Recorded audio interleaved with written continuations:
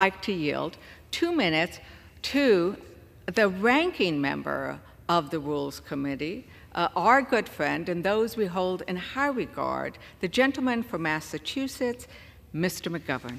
Well, thank you very much. The gentleman is recognized for 2 minutes. Thank you for yielding.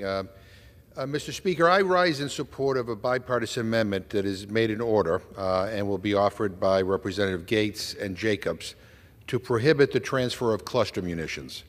Since 2009, the United States has refused to use, produce, transfer, or sell cluster munitions. And as a nation, we could take pride in this decision. Cluster munitions are indiscriminate weapons.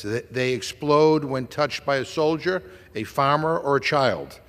They contaminate an entire field of combat, and they remain a deadly threat long past the end of a conflict. Rain and other events can move them from where they first landed to who knows where. And yet, the Biden administration recently chose to send cluster munitions to Ukraine.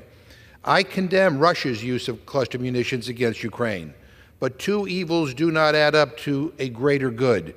The United States should not have provided cluster munitions to Ukraine, and this amendment is necessary to ensure such a transfer does not happen again.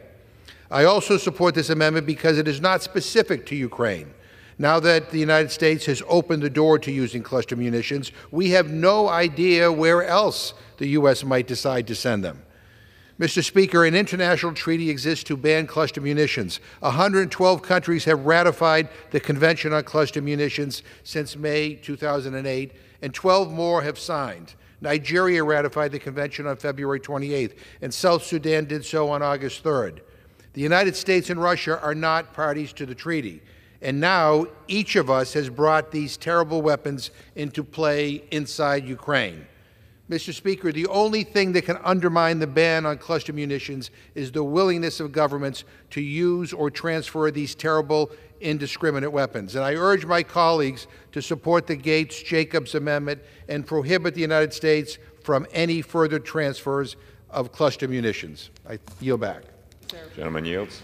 Gentlelady from New Mexico reserves. Gentleman from Oklahoma is recognized.